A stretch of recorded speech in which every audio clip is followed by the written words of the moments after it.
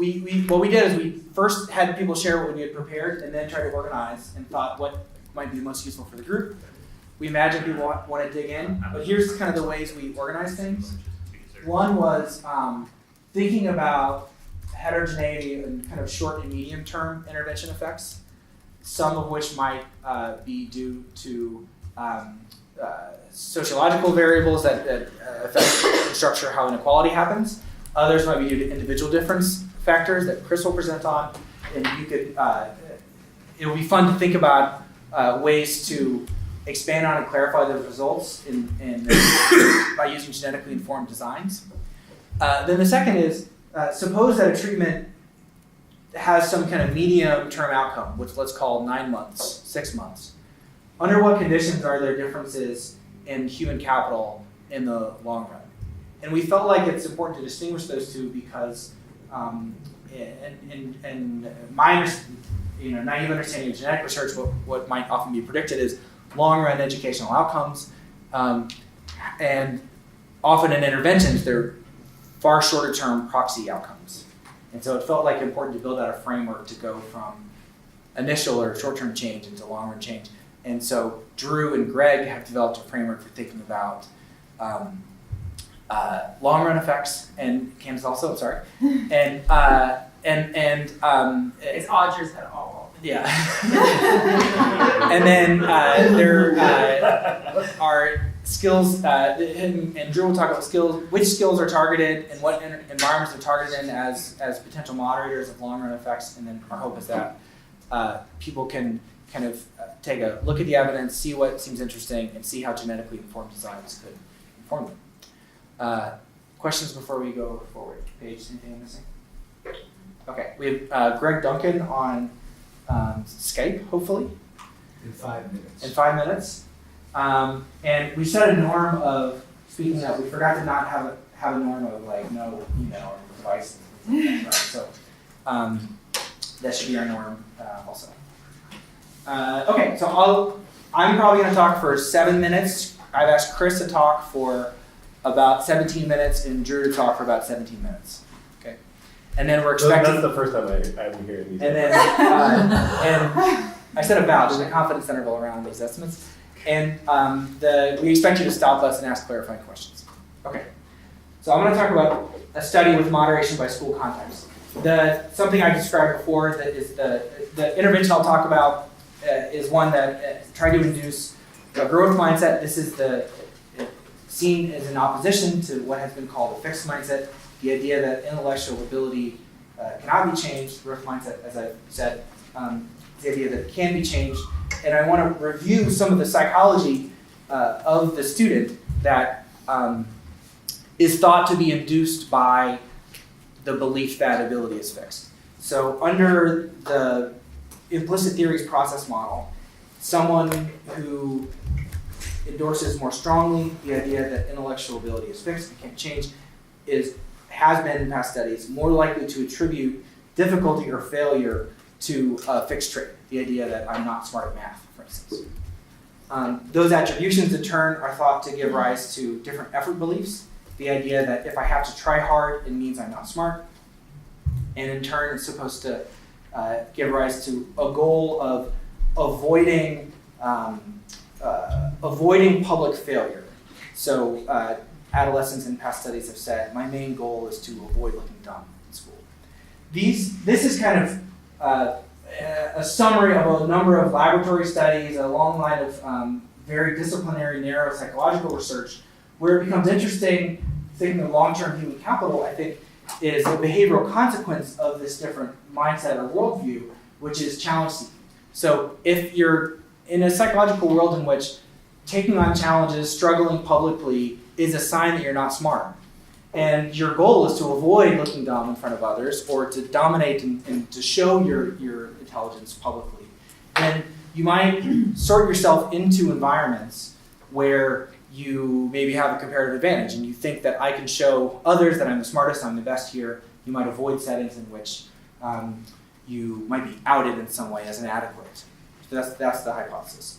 And so if this hypothesis is true, then if we could induce some kind of exogenous shock to move people at least somewhat from more of the fixed mindset view to more of the growth mindset view, then yes, in the short term, what might happen is a modest change in attributional styles and effort beliefs and goals, but behaviorally what we might see is an increased willingness to choose the challenging option rather than the easy option. And the hypothesis is that if the challenging option is something that is a gateway to long-term human capital, then you might see long lag effects that could accumulate. And in the context of American public high schools, that could be your advanced math courses, right? Students have a choice sometimes to drop from their hard classes to their easy classes. Certainly our undergraduates in our classes may see the syllabus and decide they're too hard and then say, I'm going to take some other discipline instead. So the way that traditionally we and others have tried to change mindsets is to give students a metaphor. We don't try to take it too literally, but we convey that the brain is developed like a muscle, just like muscles get stronger. The more you exercise them, so too might the connections in the brain become more efficient and more effective over time with learning. And so then students are asked to envision neuronal connections becoming stronger and more efficient as they learn. Okay.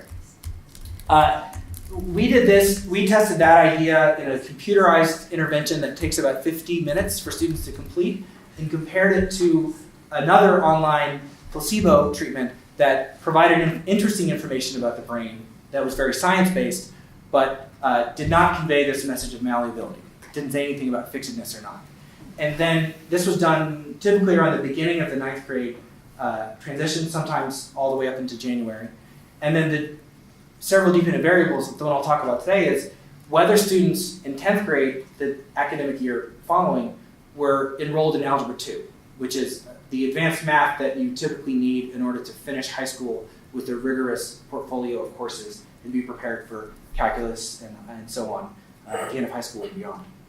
What we find is an average effect of this time-limited intervention early in high school on rates of being in Algebra 2 in 10th grade, the following academic year, a 3 percentage point effect. And in an exploratory moderation analysis, what we found was that that effect is larger in schools where there are more seats in Algebra 2. And especially in schools where there are not only more seats in Algebra 2, but where students in the control group were more likely to move up a level.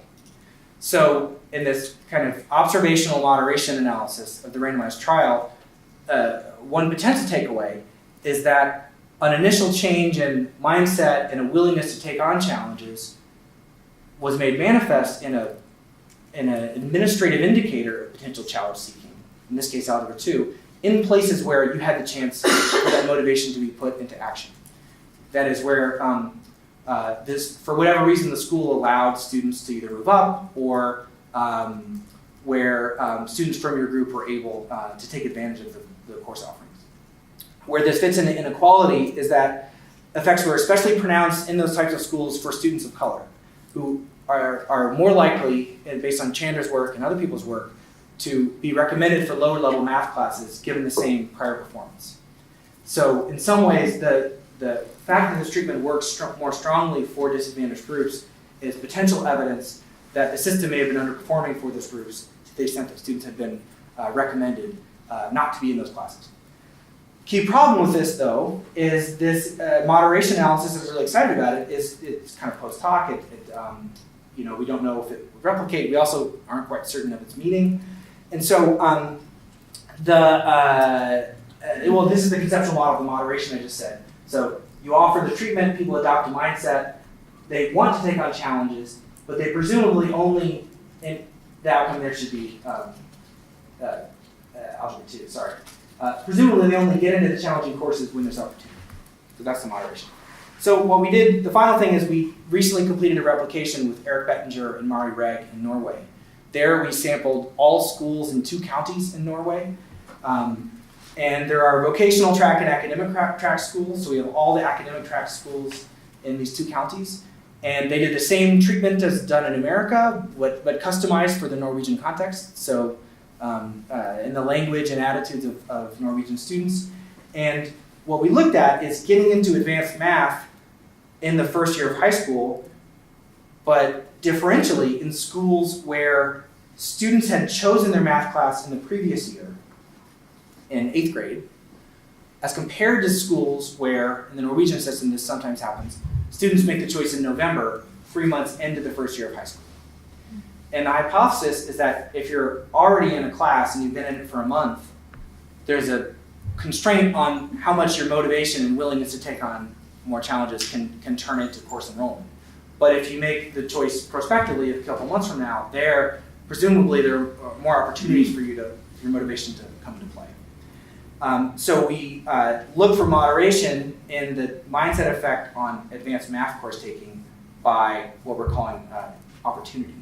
And what we find is we replicate the overall average treatment effect on advanced math course taking, but it's small, like 1.7, and marginally significant in the low opportunity schools, and then about 5 percentage points and highly significant in the higher opportunity schools. And then those differences are significant. So this isn't the kind of final word, but this is just meant to provide an example of our theory, which is that a time-limited, scalable intervention to induce a change in beliefs should, in the model that I think is true, only produce a long-run effect on human capital to the extent that those beliefs allow you to get certain opportunities to develop your skills. And because those opportunities are going to vary across contexts, then there's a natural intersection between the sociology of inequality and the psychology of motivation and behavior change. What this doesn't have is the genetic part. And so you can imagine also other stories here that I'm not going to go into because I actually think Chris's data is a better example of the potential genetic moderation of a similar type of scalable web-based effect. While I'm setting that up, are there any questions about this? So moderators that you talk about seems to be very mechanic and kind of related to the way the school system is structured. So, Yeah, keep going. no, I'm just thinking there's not too much space for individual differences in genomes, for instance, to have an effect there. Like, regardless of what your genome is, if you are in a school that makes you choose before the intervention takes place, you cannot do much about it, right? Oh, so right. In that very simplistic early moderation, it's not clear where there's room for genes. Yeah, okay. Right. One hypothesis, though, is that one of the things that the treatment does is make you less afraid of public failure. And so and this is my ignorance, but if there are genotypes related to the likelihood of experiencing shame or social anxiety or other social fears, to the extent that the treatment addresses a belief system that would have worked through reduction in shame and so on, then perhaps it would work more strongly for those individuals. Maybe for other individuals, thrill-seeking individuals who are going to be fearless no matter what, then maybe they don't need the treatment because they're gonna charge headlong into the advanced courses, whether they think they could do them or not. That's a hypothesis. So I think that within this, there still could be room for the genetic variability, but what we have to talk about is how interesting or plausible is that, and yeah. Does that help? Okay. Take it away. Okay. So what I'm going to talk about is a newer intervention. It's something David and I have been working on for, 3 years now or so. 5 years now or so. Just flat, yeah. And it's an intervention that is aimed at getting teenagers to reject junk food in favor of fruits and vegetables, and just healthier choices more generally. Just a little bit of background here. So schools present really, I think, a unique opportunity for what we call universal prevention type interventions. So interventions that aim to shift the entire population's risk distribution in a favorable direction, as opposed to targeting the highest risk people and trying to help them. The reason they is there a way to get rid of that bottom thing? I mean, it's not a huge deal. All right, don't worry about it. No, it's not. Okay. the reason is that it's one of the few settings where you can access essentially the entire population of young people because everyone more or less goes to school. And so for that reason, a lot of people over the last 35 years or so have designed and tested classroom-based interventions to prevent obesity. Almost all of these behavioral interventions have involved some combination of health and nutrition education, so learning about what's healthy and what's unhealthy, how to put together a healthy diet, and what we refer to as skills training, which is almost always some combination of analysis of psychological barriers to change and learning how to set realistic and attainable goals. One other thing they more or less all have in common is that they've failed. Right? So people have been trying for about 30 years and not successfully producing an intervention that doesn't have, we haven't yet had Drew talk about fade out, but that doesn't fade out essentially immediately once you stop intervening. And so one reason that David and I and our co-authors thought that might be that past interventions have struggled is that they all essentially rely either implicitly or explicitly on the underlying assumption that self-interest, and in particular the desire to be healthy in the distant future, is an effective motivator for teenagers. And I have citations to support what I'm about to say, but I don't need them. Anyone who's ever met a teenager knows that that's clearly not true. Right? And so what we did was, rather than trying to persuade teenagers to care about a thing they don't care about, being healthy in the distant future, we reframed the meaning of healthy eating so that it was consistent with their existing strongly held values. And in particular, we focus on 3 values. The first is the well-known teen drive to rebel against authority. Teenagers hate being told what to do by adults. They'll often do the opposite just to reassert their autonomy. Second is a little less widely recognized, but in adolescence, there's an increase in attention to or concern for fairness and justice and beyond the self-aim. So for example, this is the time in life when people often first decide to become vegetarians for moral reasons or anti-globalization activists. They have a sense of themselves as agents in the world really for the first time, and they want to make a difference. And then the third is going to be familiar again. That's the drive for peer approval and status. It's certainly not unique to adolescence, but it is strongly heightened in the adolescent period. Okay, and so the way we tried to accomplish this, the way we tried to get teenagers to think of healthy eating as serving those values, was by taking a 2-pronged approach. The first is we frame the entire intervention not as education about how food is healthy, but instead as an expose of how manipulative food industry marketing practices trick people into eating junk food in ways they wouldn't otherwise be inclined to do. Our goal here, and I'm talking about things like using deceptive labeling or spending huge sums of money on labs that are specifically designed, that exist to find formulations of food that will be maximally addictive. They use the word craveable in the food industry, but they mean addictive. And so we teach kids about that. And then the second thing we do is we emphasize the social justice consequences of this food marketing, things like disproportionately targeting very young children, poor people, and minorities with marketing of the unhealthiest products. And so our goals here are twofold. We want to portray healthy eating as a way to stick it to the man, to rebel against the controlling adult authority figure, the food industry marketing executives, and as a way to stand up for people in need, people who are vulnerable and not as able to stand up for themselves. And so in sum, what we want to do is replace what we imagine adolescents' default construal, their default understanding of the meaning of healthy eating was, which was something like healthy eaters are lame nerds who do what adults tell them to do, with an alternative construal. Healthy eaters are independent-minded people who are fighting to make the world a fairer place. Okay, just a quick overview here. So our goal then is to change how kids construe the behavior so that they see it as aligned with the adolescent values of autonomy from adult control and social justice.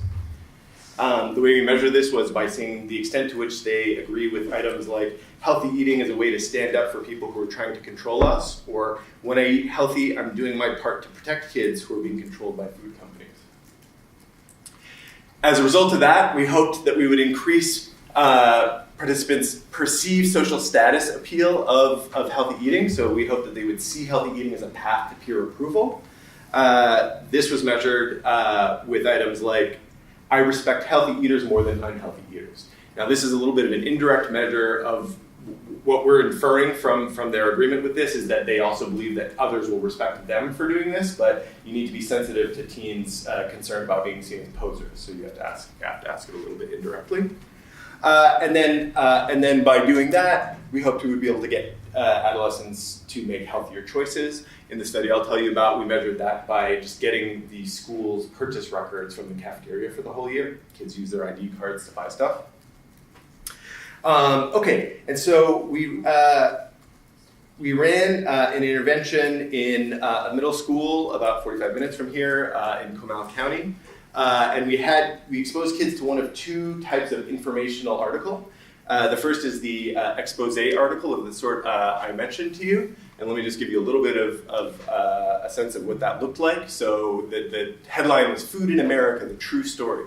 What food companies do behind our backs and how teens can take a stand to make the world a better place. If companies just let you choose what you and your body wanted to eat, they would make a lot less money. So food company executives get rich by coming up with new ways to trick our brains into eating more than our bodies want. The most unfair part is that addictive, unhealthy foods hurt children and poor people the most, people who have the least ability to defend themselves. Let me underscore that last point with these kid-focused marketing characters for unhealthy foods. And we made a point of including images and descriptions of real food industry executives, all not coincidentally middle-aged white guys in suits, to serve as the objects of the teens' rebellion.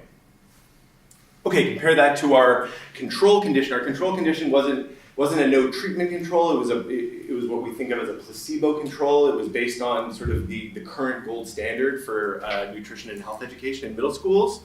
And in fact, almost all of the material was drawn directly from middle school health class textbooks or from the federal government's ChooseMyPlate.gov healthy eating website. So it taught kids about how the body turns food into energy, how to read nutrition labels and what types of nutrients they should be trying to get. It included colorful, appealing pictures of healthy foods and specific recommendations for what a healthy and balanced diet should look like. I'll actually just quickly show you. So those excerpts I showed you, since they were more detailed, were from an earlier study. We've since updated the look and feel of it so that it can be delivered on an iPad. So this is an example of the expose intervention, the updated version. And then this is an example of the placebo control version. Okay. We also had a second element to this intervention that was specifically aimed at changing kids' construal, not just of healthy eating, but their construal of the junk food ads that they're exposed to every day. One reason we thought this might be important is that any intervention that aims to get kids to make healthier food choices is up against an enormous barrier in the form of the avalanche of junk food marketing kids are exposed to. And that's true when you come in, and then even if you do successfully change how they think, they then go back out into that environment. And so we needed some way to prevent the ads all the marketing they would be exposed to after they left from undermining our message. And so we thought, well, if we could do something so that we changed their immediate gut level reaction to these ads, so instead of having this sort of reaction, they had that sort of reaction, then we might even be able to not just neutralize the food ads, but harness them as drivers of a long-term effect, or at least a medium-term effect. We looked at effects over 3 months. So the way we tried to do that was with an activity we called Make It True, where we gave kids images of junk food ads on iPads in a software program that let them write or draw on the ads. And we said, you can cross out words, write in words, draw stuff, whatever you want to do, take this ad from a lie, make it true. And it really is, I think, pretty impressive, the ingenuity you unleash in adolescents when you ask them to do something that feels a little bit subversive. So here are just a couple of examples of things they put together. So Doritos are loco, lies on the inside, lies on the outside. Drake is saying, I don't actually like it. And here he's saying, it says he's doing it for the money. Obey your body. Now you can add diabetes to diabetes, Doritos diabetes shots. It will stop your heart. Don't eat. Make your own choices. And then the thing you want when you order salad should be salad. Okay, I'm not going to get into the ways that we measured whether we successfully changed kids' construals of healthy eating, of junk food ads. Just take my word for it, we did. And it lasted the full 3 months that we measured after the intervention. What I want to focus on is the bottom line outcome we were interested in, which is kids' cafeteria purchases. And so what you see here is that we find a significant reduction in junk snack purchases and a significant increase in healthy snack purchases from pre to post intervention as a result of participating in our intervention versus the placebo control. This was predicted. Not predicted, but seemingly very robust, is that this effect is moderated by gender. Whoops. Anyway, the important thing is this. It's moderated by gender. What we find is that it improved boys' purchases and didn't improve girls' purchases relative to the control condition. We think the most likely explanation for this is not that the expose intervention is ineffective for girls, but rather that the control intervention is effective because it refers to things like calories that could tap into girls' body image concerns in a way that doesn't really speak to boys or affect boys. And so we need a no treatment control. We have a no treatment control in our original study that doesn't look at long-term effects, and we find that the placebo is identical to a no treatment. But this suggests we need to keep including no treatment controls. Can you give us an idea of the scale of the effect size? Like, is this like one fewer pack of Doritos over a semester, or? All right. Okay, so among boys, we're seeing you didn't plan that. Yeah, well, we should have. A 31% relative reduction in junk purchases. Now, don't get too excited about the 160% relative increase in healthy purchases. That's enormous because it was on a very small base, right? So they were on average buying, I can't even remember, but some infinitesimally small number of healthy snacks. Very few fruit cups. Per person per day. And that's large. I mean, another thing we need to do is combine this with a contextual intervention that provides appealing healthy food. Because what this 160% increase is, a 160% increase in purchasing super gross, shitty healthy food. Yeah. What is it? What is the base? No, the healthy food. Oh, I mean, they have a salad bar, but it's not very appealing. They have fruit cups. It's a middle school salad bar. It's a middle school salad bar, and they have. But he grew up in Italy, so like. Oh yeah, that's right. It's old, unappealing fruits and vegetables. Fresh mozzarella, tomato, sliced tomato. They put people in jail for child abuse in Italy. Yeah. Yeah, I mean, the apples are mealy, the oranges But so healthy means fruit and vegetables. It means fruit, vegetables, water. What else? I think that's it, right? Fruit, vegetables, and water. Unhealthy means chips, cookies, juice. Soda, you can't sell soda in middle schools, in public schools in Texas. Not anymore. Yeah, not anymore. But they are 100% fruit juice sold by soda companies in order to increase brand appeal. Well, and also one of my favorite things is that in this school, you can get either regular milk or chocolate milk. Yeah. The regular milk is 2%. The chocolate milk is 1% fat. So it makes kids think that it's low fat, but then it's got 20 grams of sugar added to it. So it's like an example of deceptive food marketing. Like, yeah. Which we highlight in the intervention, and regular milk is included among the healthy items, and chocolate milk is included. No. We actually the purchasing. Oh, we couldn't tell because it didn't distinguish. Yeah, the mark. Yeah. Because the accounting system. That's why we focus on snacks and not entrees, because the entrees are just meat, but the snacks are individually accounted for. So that's. But the most important thing is that if the treatment was just making people not buy lunch at all, then it would be negative for the healthy and negative for the unhealthy. So it's really more about it's a nice confirmation of the theory that you increase the healthy and decrease the unhealthy. More than the magnitude.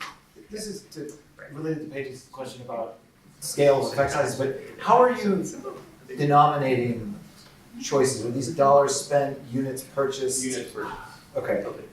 kids don't care about dollars spent because all they do is swipe that card. Right, I was just curious how you're keeping track of it. So like every item is either classified as healthy or unhealthy, and you get a point in the column. And Per person per day, yeah. on average, over the 3 months. We also have entrees, and we wanted to also look at whether they bought the healthy or the unhealthy, but they don't budget that. But we do know that over days, some entrees are healthier versus others. So we got the list from the purchasing from the district to know how many entrees they purchased each day, and we did that analysis, and that we find, but that's too kind of complicated. I think these are like, this is a good test of the theory. If we wanted to go to the next stage of like actual obesity reduction, then I think you need a different design. We'd want Yeah. BMI, I think.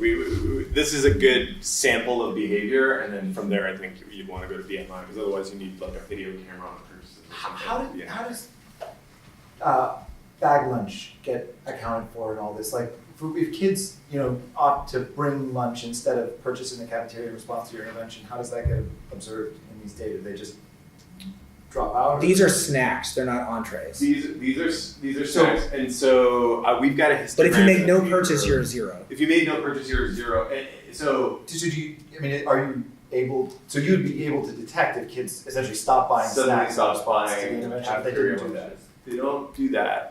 I mean, I'm not surprised. I just On a given day, about 40% of kids buy a junk food snack overall, and boys purchase more junk food than girls, like by 1.5x. By the way, the effect on boys is particularly important because, I quite glibly said like all past interventions have failed, and that's pretty much true. But they do have like immediate effects, and a lot of them are like, so you can assign a nutritionist, for example, or have a really in-depth exercise and nutrition program, and that'll change behavior while you're doing it, but not in boys, only in girls. So nothing's ever worked with boys. So that's a great segue from my point, which is I'd like to push back a little bit on the idea that the only reason you didn't see the effect in girls is because of the placebo was also effective. Yeah. I'm actually not sure that messages about sticking it to the man would be as effective in girls as in boys. That's totally They are reasonable. less subversive. Yeah. And I had actually collected data many years ago where I had a bunch of undergrads who didn't know each other, so slightly older, but undergrads who didn't know each other. They had to do a group activity together, plan a party, whatever, and then afterwards, I did like a social relations model where I had them rank and rate each other person, like how much they liked them, which one did they like more, and how much did they like them in absolute terms. And if you looked at the psychological characteristics that predicted likability in boys, it was actually like a rule-breaking, risk-taking phenotype. The most sort of subversive boys were the most liked by the other boys, and that did not predict at all in girls. With girls, it was positive emotionality. Yeah. I.e. being nice to each other. That makes perfect sense And to being me. happy. I'll say Unfortunately for me. two things on that. So, with the proviso that I mostly agree with. But two things I'll say. One is it wasn't just a stick it to the man intervention. It was also a social consciousness and social That justice could work. intervention. That would work. And girls are very. I politically suspect conscious, in that fact, would work so much than more, but boys. sticking it to the man, I'm just not sure. Yeah. That's right. Yeah, and so both are sort of equally emphasized Yeah. in the intervention. The other thing I'll say is an empirical point, and that is we have a lot of measures in here that I haven't shown you on kids' psychological reactions. So the extent to which they see the construal changes were successful. Let me just go back to this. It's gonna take forever. But you did have them defacing ads. Yeah. The girls, yeah. Yeah, that's Yeah. so. Even though you say it's a socially conscious thing, it seems like the activity is really framed around. It's a combination of tearing rebellion something and down, as opposed to acting on some positive social justice idea. Well, yeah, but I think teenage girls are very willing to express anger and consternation about social injustice and unfairness. I think they're less inclined to be rebellious for the sake of rebellion. My point was that the activity itself is defacing something. But just on a computer, it's not It posted. simulates defacing something. I understand that, but it's still it's tearing something down. Yeah, okay. That is not the same thing as building something up, even out of anger. That's true, but do you think teenage girls are inclined to build something up when they see an injustice, or do you think they're inclined to confront it? I think that they're inclined to not deface things. Yeah, fair. Yeah, totally fair point. Okay, then the second thing I'll say is that we measure all of these things. So we measure kids' changes in construal, We measure their perceptions of healthy eating as consistent with social status and respect. And those things are, boys and girls are equally effective on those variables. We also measure their immediate gut level emotional reactions to junk food ads, and boys and girls respond equally on that variable too, so they're equally negative about junk food ads and positive about images of healthy food. Oh, I don't doubt that those things are, Yeah. those things comport with my, Yeah. the experience in the world as well, but I just the subversive piece, I think you're right. I don't know, I just don't know that would be as effective. Right, well, the high level point is that we tried to write a treatment that would be homogeneous across genders because we're interested in the universal. We were surprised to find the gender moderation, and like any discovery that's not predicted, we have to make sense of it. Right. And our first hypothesis was that there's a social status appeal there's a strong social pressure to be thin that has a social status relevant component for girls. What I don't think we'd considered until now is that there's also less social status appeal of the rebelliousness. Yeah. I forgot to mention it to you. It came up in another talk again. Oh, really? Okay, well, but I think that's a good point. I think it's a good point. But the other in addition to the ad where they deface it, they also write about how they plan on protecting others from food ads in the future. So the key writing exercise is more on the kind of pro-social, paying it forward, caring for others. Yeah. And we don't have data on this, but it's potentially that was as appealing across genders. Yeah, one thing that just occurred to me is that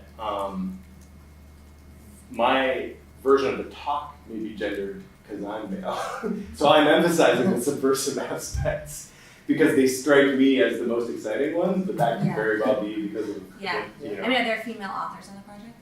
Yeah, Cynthia. Yeah, Cynthia. And she was very hands-on. She helped write the materials. yeah. But she's also kind of militant social justice oriented person. So. To each his own. There's individual differences in both genders. Absolutely, yeah. Bottom line, I think that's an important point that we should be a lot more mindful of in future versions. Okay, this looks fine. Okay, there we go. So here's sort of the treatment effect heterogeneity point we wanted to emphasize. It wasn't the gender moderation. So of the 360 some odd kids, we were able to get testosterone on about a little over half of them. But of those, 85 were boys. And so because we only see the treatment effect in boys, I'm going to focus on boys here. And so what I'm showing you here is just sort of a path model. So here's our manipulation.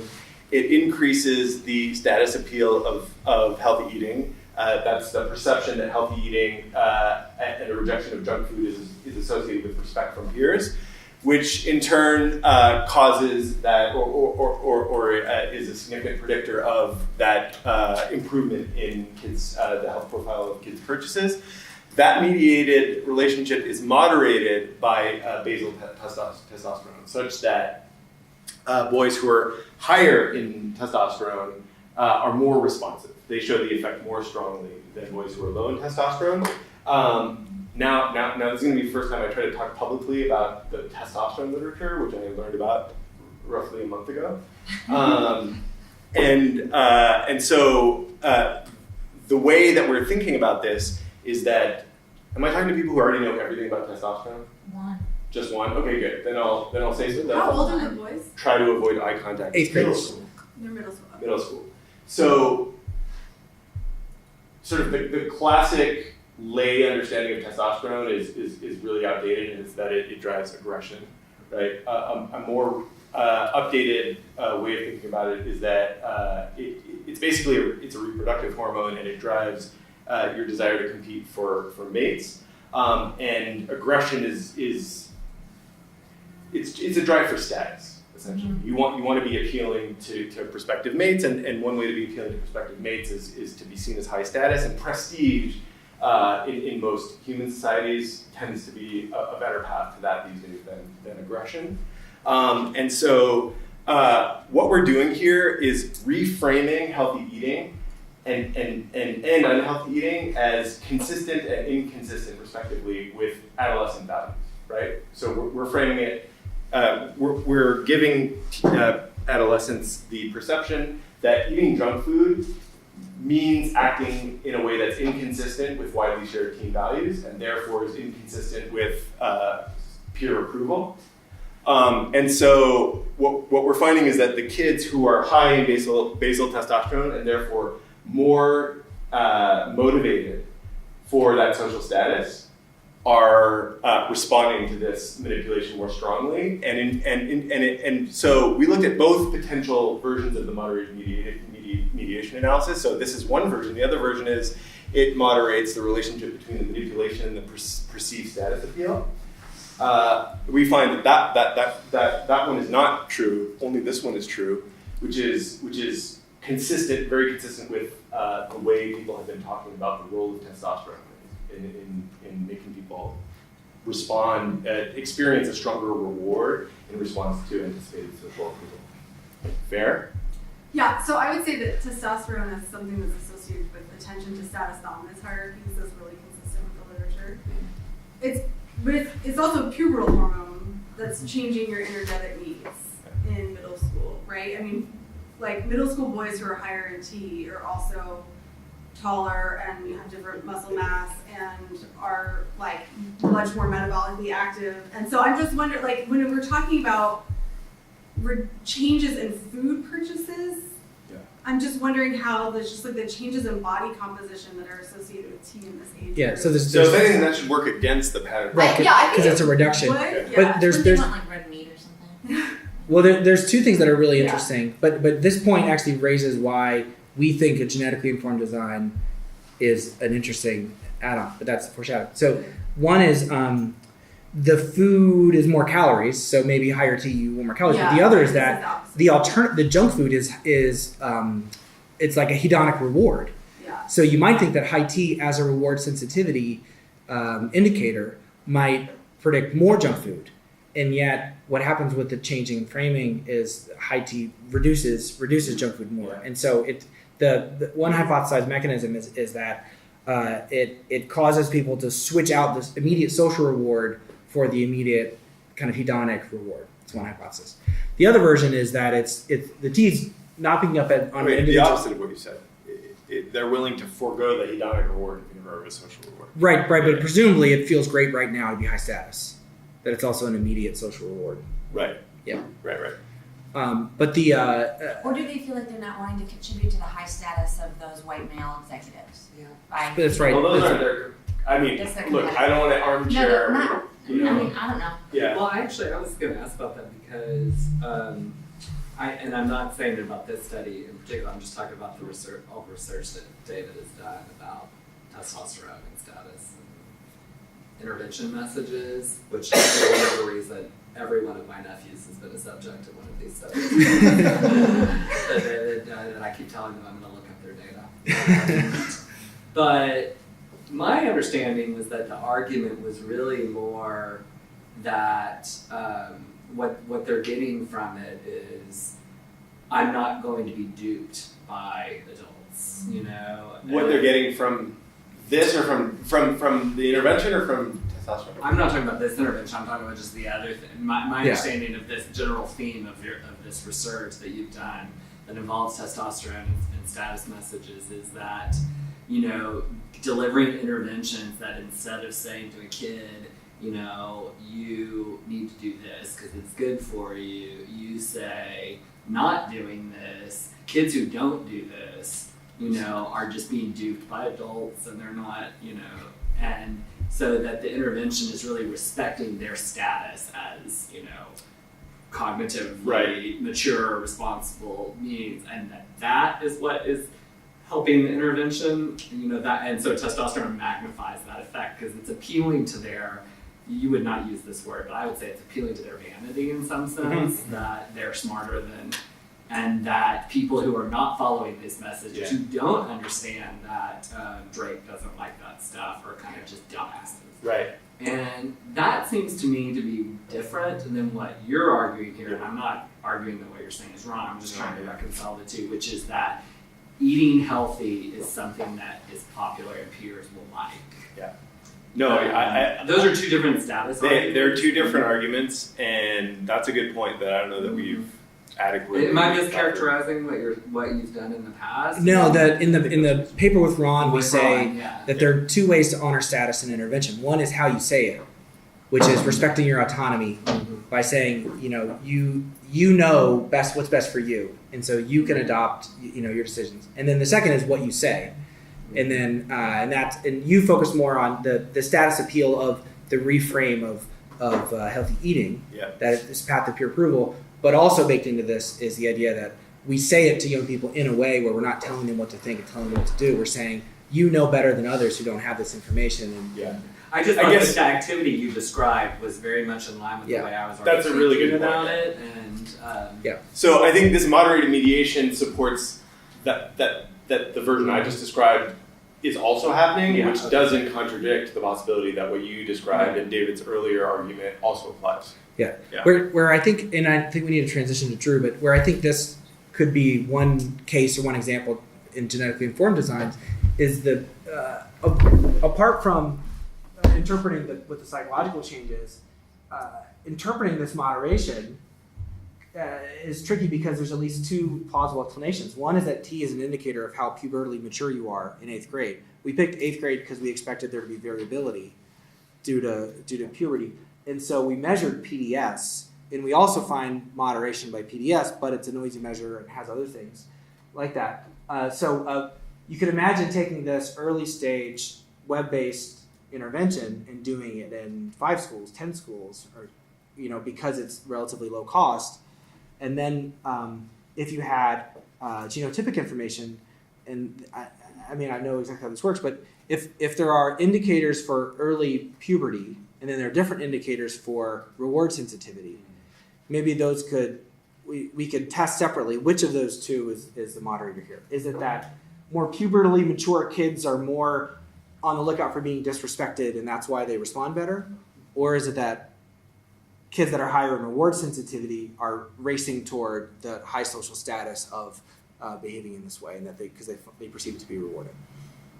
Yeah. I guess it's just this example that was, I'm sorry to interrupt, it's just that I totally believe that, I think this is great. I just am, as a father of tweens, it's just hard for me to wrap my head around the idea that an intervention could convince kids that eating healthy was like a high status. Yeah. That just seems so antithetical to what I know as a developmental scientist, but also that what I know is just being a father to kids this age, and so I'm thinking if you could do that, then this is what the intervention you designed is a really powerful tool that we could think about doing for other things that seem antithetical to high social status, like not drinking. Well, it's inspired by the smoking studies, right? Yeah. This study was inspired by the Truth Campaign, which was the smoking. Yeah, the smoking one, which I actually just met the woman who invented that ad. So that was cool. But I don't have time to talk about the ad. Point is, we found twice now. We've sort of perfectly replicated in 2 large samples this relationship. So that part is now really quite solid. And I think the reason it seems hard to imagine is that the default construal of healthy eating is very strongly entrenched. The way we talk about healthy eating is it's to be healthy in the future and it's for your own good and you finger wag, and teenagers hate that stuff. And so I think that's the reason. And you as a parent don't have to be doing it for kids to know that that's how people talk about it, because in school they get it everywhere. I'm wondering if the current status appeal is with looking hot. Is what? Looking hot. Like that. Yeah. Especially with the we toyed with ideas of specifically tapping into that sort of thing, and thought it ended up seeming kind of gross the way we were going to do it. So. Yeah, it's hard to not do that. Yeah. While Drew sets up, please set up, please. I want to make just the last couple of setting up means taking. That's right. David wanted me to just mention a couple of quick points. So this approach we took is something that we've been calling values alignment. It's the idea that rather than trying to persuade people to care about things they don't care about, particularly, they don't have sort of motivational immediacy, like being healthy in the distant future if you're a teenager. Just identify existing, important, and widely shared values that the desired behavior might serve, and then frame the appeal in terms of those values, right? And that has a number of advantages. One is that it links the behavior to an immediate symbolic reward that comes from knowing that you're living up to your own important values and the important values you share with your peers whose approval you care about. And that immediate symbolic value can replace the heavily discounted distant material value of being healthy 10 years or 20 years from now. So it circumvents this temporal discounting issue that is a barrier to so many behavioral policy goals. And it can have lasting effects, in part because what it does is flip people's construal of the purpose of the behavior. So rather than sort of your typical emotional appeal that's designed to create a temporary emotional response that can drive behavior immediately but then fades, this is about changing how you understand the meaning of the behavior, and so that's expected to be stickier. And then because we're linking it to values, which tend to be stable, we think that this can plausibly fuel enduring motivation for behavior change. And I'll leave it at that. Manipulating kids to make them do what you want them to So we made sure everything was true in the treatment. So we're pulling from real journalistic accounts.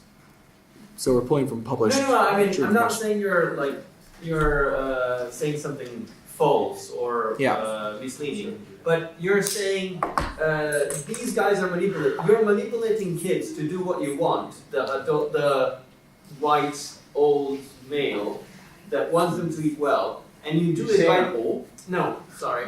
You do it by manipulating kids by telling them that the others are manipulating them. I mean, it seems like a meta-manipulation. There's a certain irony there. I think that's why David jumped straight to the answer that I gave to that question, which is I think there's a huge difference between lying to people to manipulate them and giving them information that you think will help them make a decision that's in their interest. We're not like a nudging type of I use the same tactics, but for a good purpose rather than a bad purpose. Yeah, and now that's a dangerous argument in many ways, but I think that there are some sort of non-subjective criteria you can use, and I think adhering strictly to the truth is one very important one.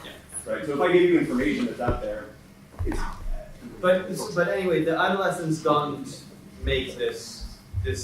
They don't respond that way. Now, we're quite careful to say, we're not telling you how to respond to this. We're giving you information that we think.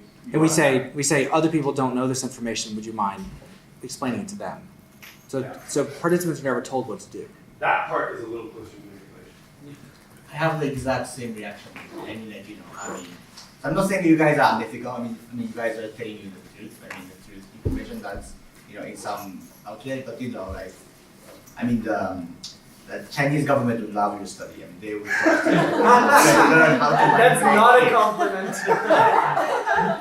I mean, it's not like, it's not saying you guys are doing unethical things, but there are like broader implications of your findings. There are ways to cleverly manipulate, how, kids think about the world by tailoring your message in a way, utilizing the psychological, insight. Yeah, I mean, that's a good point for us to add kind of on the parking lot for ethical concerns, because if then you say, we say, we're doing it especially for people with certain genes and genotypes, then you can see how the wrong construal of that could easily get out of hand. Right. So I think it's an important thing to surface that we should return to. Oh, by the way, we got on the food industry's radar. I recently got an overture. They want to fund me and. They're trying to influence competition. Yeah. I was wondering about that. I was actually wondering that you're going to make some powerful enemies. Sorry, you could make some powerful enemies. Good. But now it looks like they're trying to buy you. I think that's the first step, and then they kill you. Yeah. First they try to buy you, and then if you don't buy it, then they kill you. So yeah. If you read about me in the news, if you don't buy it, I'll know why. Tell somebody. Please. I'll know why. Chris Bryan chokes to death on hot Cheetos. Okay, Drew. All right. Okay, so this is David said I should talk about treatment effect heterogeneity. So fade out, the phenomenon that I'll be talking about, and persistence can be understood as types of treatment effect heterogeneity, where fade out is heterogeneity of treatment effects by the time since the end of treatment. This is kind of the most famous fade out effect, I think, at least in the early childhood education literature. This is the Perry Preschool project. Kids are randomly assigned to get a year of pretty high quality at the time preschool between ages 4 and 5. At the end of treatment, the standardized treatment effect is almost a full standard deviation on a standardized IQ test. By the next year, it's no longer statistically significant. A couple years later, it's pretty close to 0. This is not. Some people ask whether this is like p-hacking or something, and that no. The original effect on IQ test is pretty robust. It's been replicated in several preschool studies. In fact, this is the Abecedarian study, which is another kind of famous early preschool intervention study. The treatment here is from birth.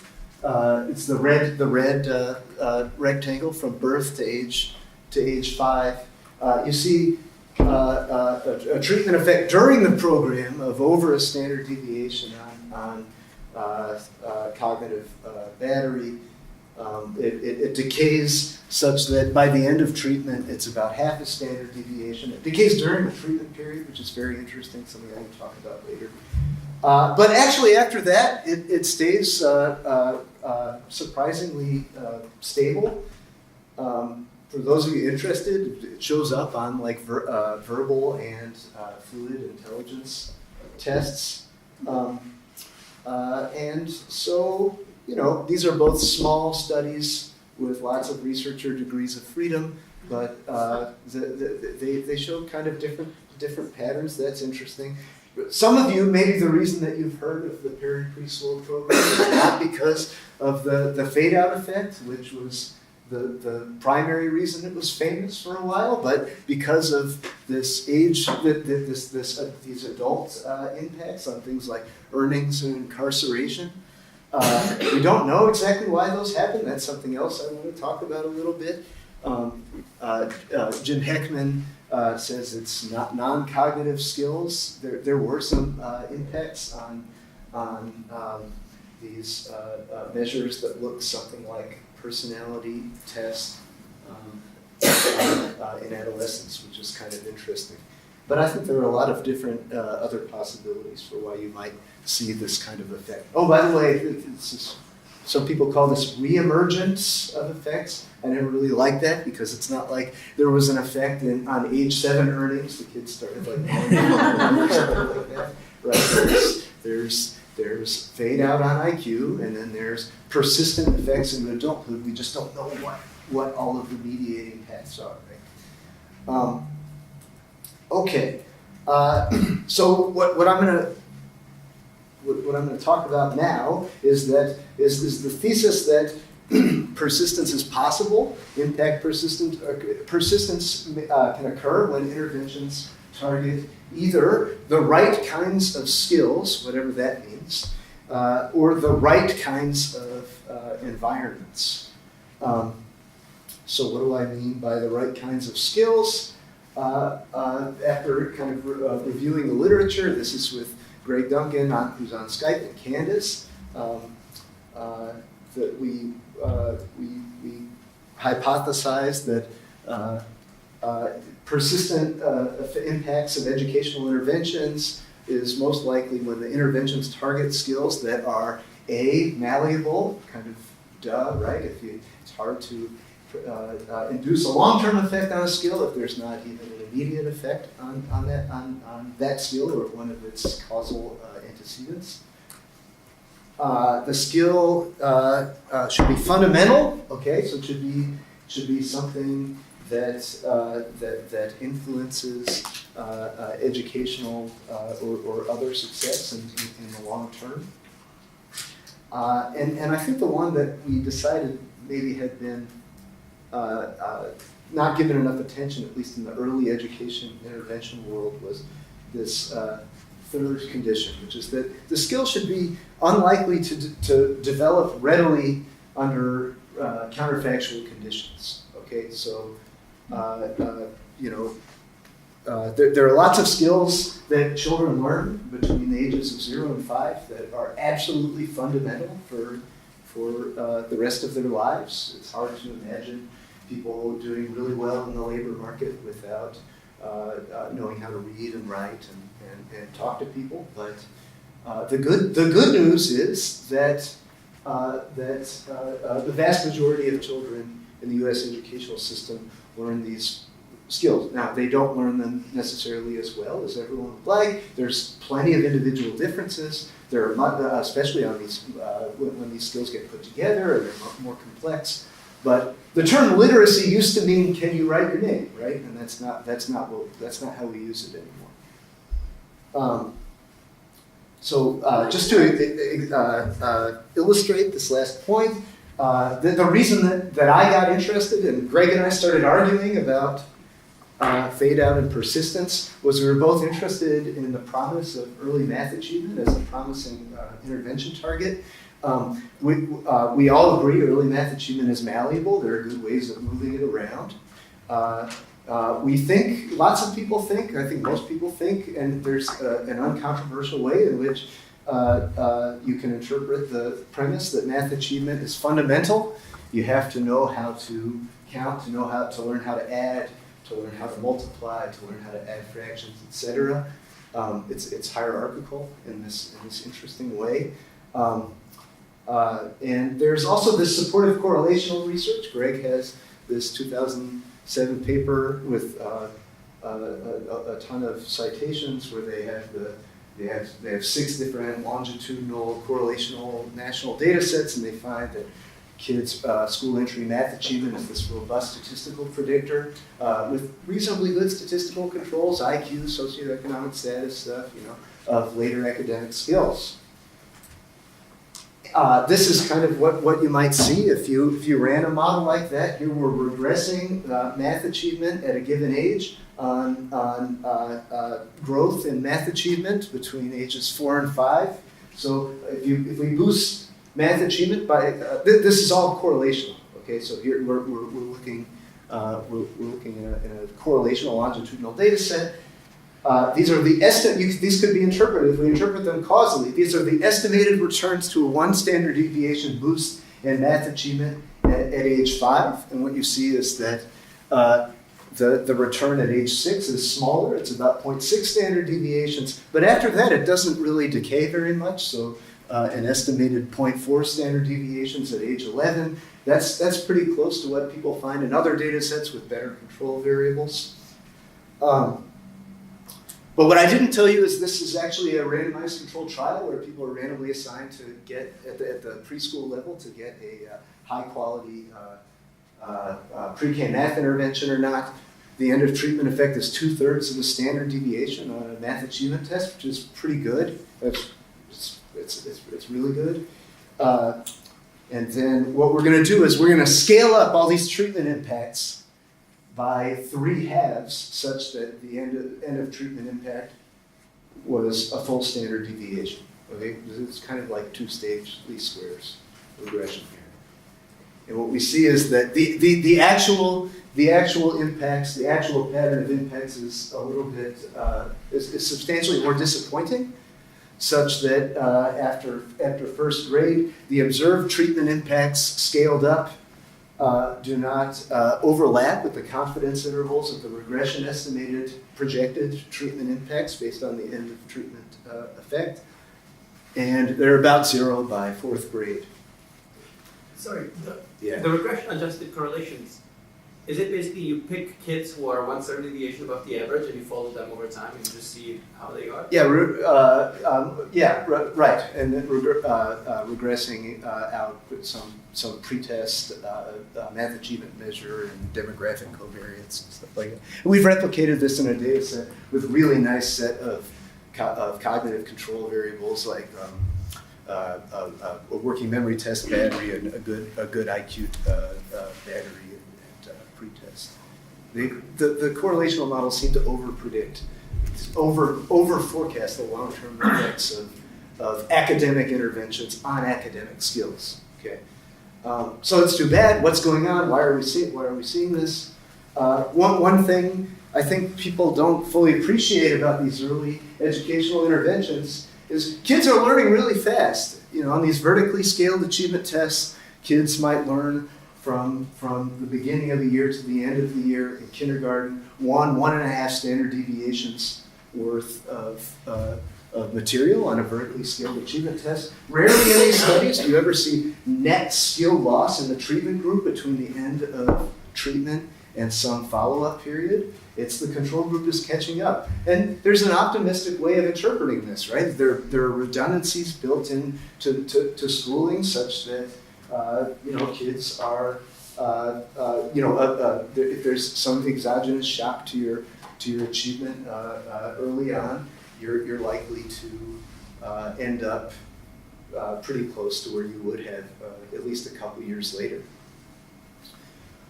But it's disappointing in that the goal of these interventions, right, is presumably to influence children's learning trajectories in the long term.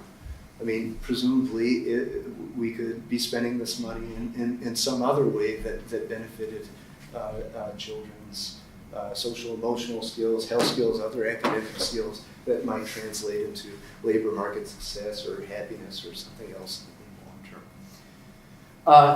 This finding is pretty robust. This is from a meta-analysis that Greg and others worked on for a while of early childhood education impacts on academic outcomes, end of treatment, average effect of 0.23 standard deviations, no longer statistically significant after 2 years.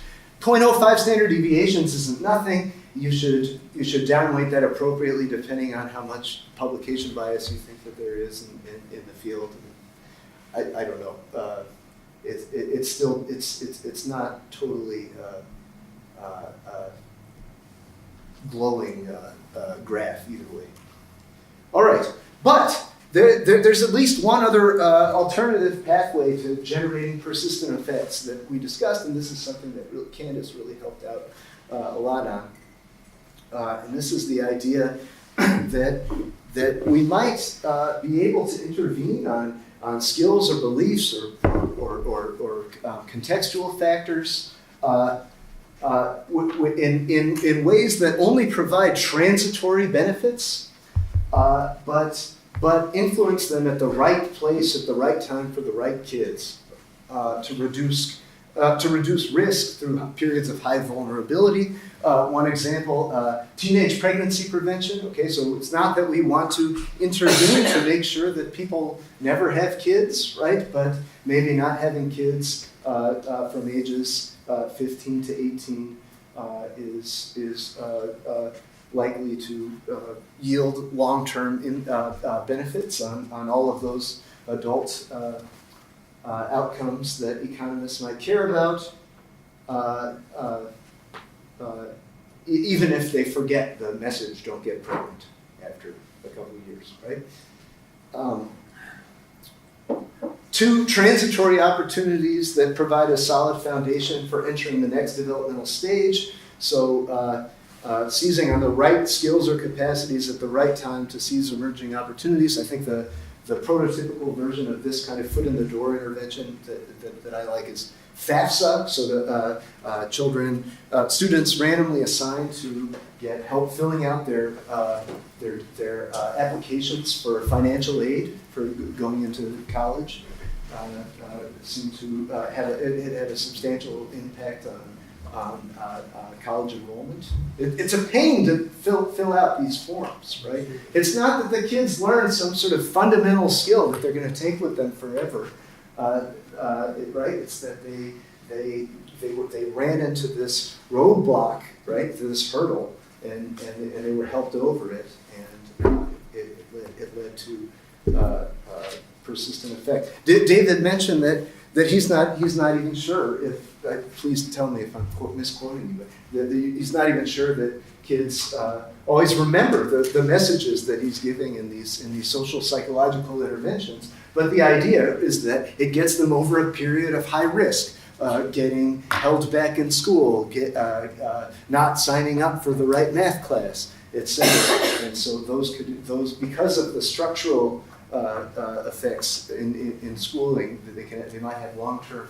effects on outcomes we care about for those reasons. Just quickly, there's I don't know. We think that it's plausible that in these classical preschool studies and in more recent evaluations, for example, of Head Start, that these foot-in-the-door processes might be underrated.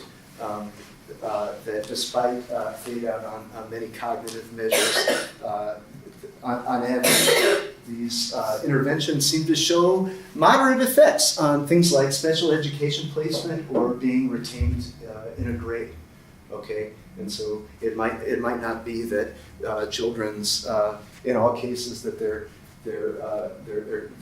cognition is fundamentally altered and they're able to learn more forever, but we might have structural things in place that make it hard for some kids to stay on track. But by the way, we're not saying that special education and grade retention are consistently causally harmful for kids in the long term, but you could imagine there would be a fair amount of heterogeneity in how these things are handled in particular school districts and how they might lead to persistent effects.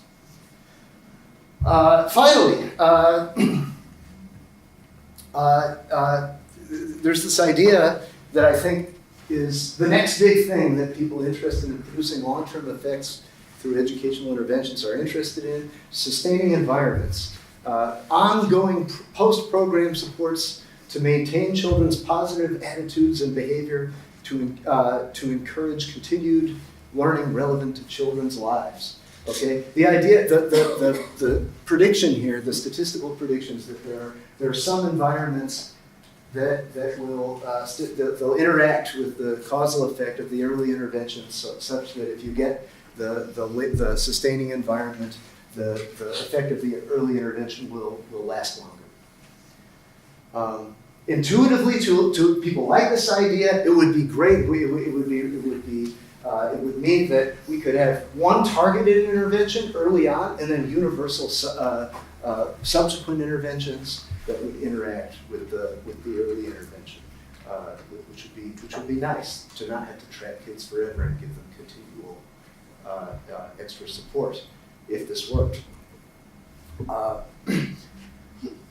We in the paper that was sent around before this meeting, we talked about sustaining environments, high quality schools as possible sustaining environments.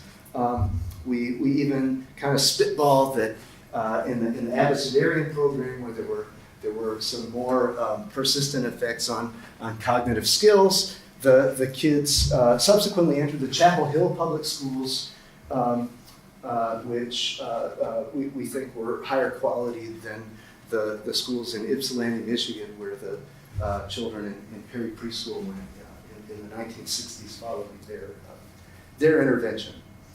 But it's not. Those studies differ in a million ways, right? It's not a really strong empirical test of the theory. This is something people are really interested in. There's a nice emerging literature in econometrics. This is, I would say, the most promising evidence in favor of something like a sustaining environments hypothesis or dynamic complementarity. So on the y-axis, we have the causal effect of a 10% increase in K-12 spending, which is induced by court rulings on changes to school spending, I think primarily in the 1960s and 70s, but Greg can correct me if that's wrong. On the x-axis here we have the rollout of Head Start spending during the same time period. And what we see is there's the causal effects of increases in K-12 spending are on probability of graduating high school are larger for places that were funding Head Start at a high rate when poor kids were eligible to attend Head Start at age 4. So this is consistent with the idea, right, that good subsequent environments, good breed better outcomes for kids who attended pre-K. They amplify the early intervention effect. Okay. On the other hand, we have this other interesting result by Rosenslater in Denmark. Pre-K and nurse home visiting program were rolled out kind of roughly during the same stretch, but in a somewhat orthogonal type of way. And so they estimate the causal effects of both programs this is on years of schooling, so about 1/10 of a year of schooling from getting either of these programs. But the interaction between them is negative, and it's almost exactly the same size as either main effect, consistent with the idea they're almost perfect substitutes. So consistent with the idea they're acting through the same causal pathway, maybe early health in this particular case. So kind of mixed evidence. We also don't exactly understand what the construct Head Start was during its rollout. This was low hours of a low number of hours of childcare. There may have been health may have also played a substantial role here. Rucker Johnson, the first author of that paper, has talked some about that. And then finally, this is something we've been working on. Are the effects of preschool, the estimated effects of preschool, amplified, or is there a substitution effect or a complementarity effect between preschool attendance and a bunch of possible sustaining environments, full day kindergarten, advanced math and reading activities, small class size, et cetera. And this is in the ECLSK. And what you're seeing here is this is a specification curve analysis. These are the interactions. These are between preschool attendance operationalized in a bunch of ways and possible sustaining environments operationalized in a bunch of ways in the early childhood longitudinal study kindergarten cohort. And what we see is the average interaction effect is 0. It really looks, then we do a bootstrap thing to test whether you would expect this by chance. It really looks exactly like what you would expect under the null hypothesis here. So not a lot going on. So we're not saying sustaining environments don't exist. There's some reason to believe dynamic complementarity is real, but it's also not necessarily the rule. And I think we need better theories of how effects on learning and non-cognitive skills, or whatever you want to call them, might be amplified through subsequent investments. It's not as simple. It's not as simple as good amplifies good. So I'll stop there. Greg might have some comments. Happy to take questions. Whatever you all think would be best. We have 7 minutes left in our session. So questions and/or Greg introductions. So quick clarifying question. So related to just interventions in general, not necessarily just education. So I work with a few people who do, I think they call them smart designs, which is more like, there's an intervention and then there's a little bit of tracking. It's not working for some people, so they have a second intervention and they respond.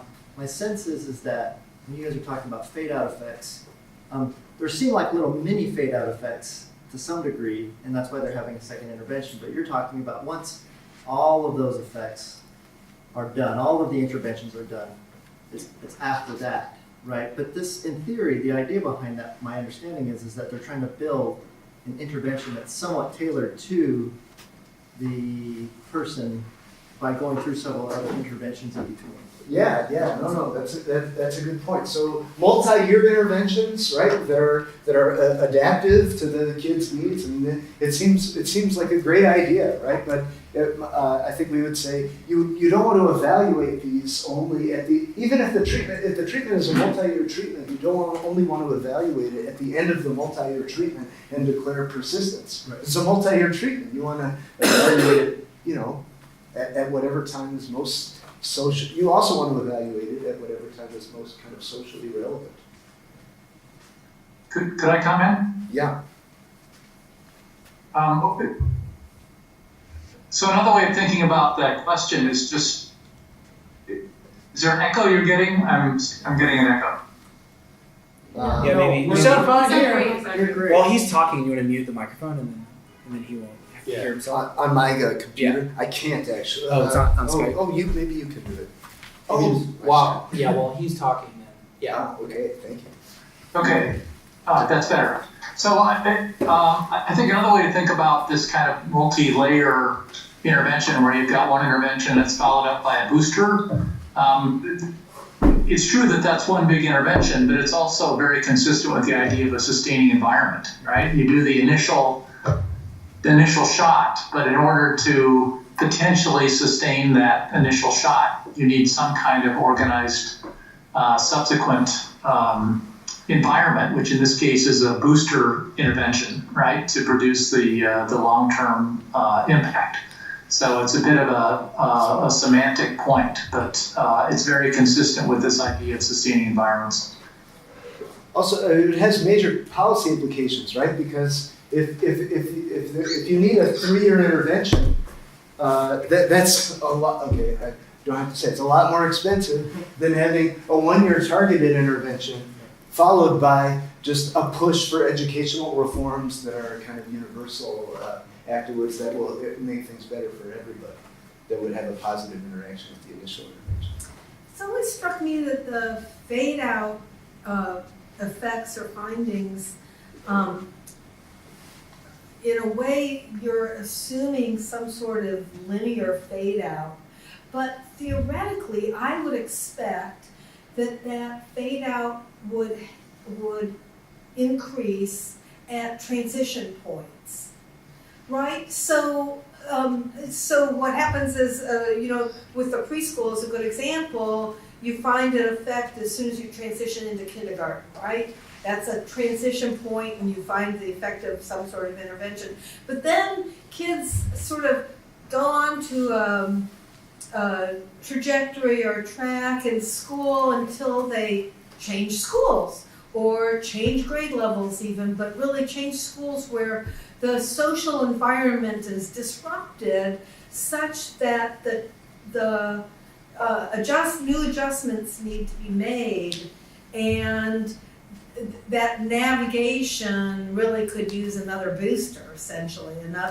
so I've thought in terms of the mindset intervention, for example, that the part of the effect may be in helping kids make those transitions.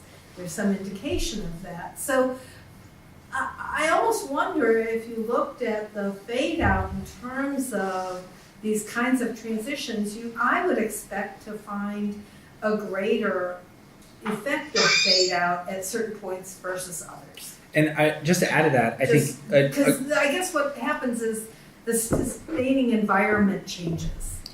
Like you put it into your language.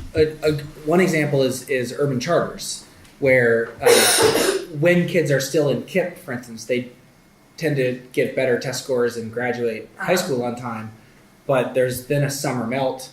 So of 100 KIP graduates, 60% show up at college summer in the melt's fall. a good example of And 25 get a 4-year degree in 5 years. And so there's so I think I second the transitions idea. Right. Yeah, I mean, again, this is very tough, and Candace knows it was really hard to get our thinking straight on this. But I would say KIP is a sustained intervention, not a sustaining environment. This is, I think, a right now. I'm talking about post KIP. Yeah. Transition to college is where they lose. Right. Yeah. When the intervention stops. Yeah, I mean, So I that's think, a piece of fade out. Yeah, I mean, I think so. But I think your point is actually a really interesting one. And there is some evidence, actually, for example, that maybe in abecedarian, you saw the program effect is declining during the program. Yeah, I noticed. Part of that might be because of transitions in the control group. Right? They're basically starting to get higher quality, right? So it's fade out is really interesting, I think, because it's a lot of that we're going to experience. I think trade-offs. I think that Paige talked about in the beginning of the day sometimes between things that make everybody better off and things that close achievement gaps. I mean, you could think of, if you're really, if you want, as a thought experiment, you want the ultimate sustaining environment would be something where it's like you teach kids who got the intervention a secret code word and they can only go to school. I think it's called families that are well educated, actually. Yeah. Sorry, but. So we should switch to our next group, but while they're setting up, I'm going to use my moderator privilege to ask those questions. Yes. So 3:30. So methodology switch. Yeah. I think what's really interesting about y'all's perspective is when I'm thinking about the path from genes to graduating from college. As a psychologist, I tend to think of it in terms of like what are the embodied skills or personality characteristics that mediate that path, right? So how are people have better executive functioning or more conscientious or more motivated or more curious? And many of the interventions you've described, they're not making kids less reward seeking or more conscientious or or more motivated. They're just making those personal characteristics matter less for getting into the behavior or next experience that you want. It's right. We're not making you more conscientious. We're just making your conscientious not matter for whether you fill out the FAFSA correctly. We're not making you less reward seeking. We're just saying we're just hinging your reward seeking to something we want you to do. I don't know where my question is in here, but I feel like that's a different way of thinking about effective So intervention. you would expect that the intervention would impact the people who have the worst genes? I actually don't know. I don't know the direction of the prediction there. I think it's interesting that the intervention is not, like in many of the successful examples you've described, the intervention isn't acting on what we would call like the psychological construct here. It's acting on the behavioral Or manifestation or the opportunity structure Exactly. and making kind of divorcing that a little bit from the individual differences in the psychological. I think it's Or is it making it so that or is it doing kind of the opposite where the structure is then you know enough about the structure that you can actually your personality can actually guide you, like if there any instinct towards conscientiousness. Yeah. Or I don't this is know. where I don't know. It's a really interesting idea though. The way I think about it is very close to what you said, Paige. I think that one slight variation on that I don't even know if I believe because I just thought of it, so feel free to Go with it. disagree, but is that it's linking the adaptive behaviors, the helpful behaviors to more widely shared sources of motivation, right? So like most teenagers want to, be either, be autonomous from adult control and or be social justice oriented and socially conscious. And so linking healthy eating to that, some teenagers are health conscious, right? And so that's sort of a small minority of teenagers who can do this without an intervention. And by reframing it, you're just linking it to a more widely shared, closer to a universal source of motivation. So after I said it, I think I still believe it, but I got it. I think it's a really important point, and like on one hand, I'm kind of for whatever works, but I do kind of worry a little bit about these structural interventions. I think they're very practical. I bet they have a higher success rate than the human capital interventions.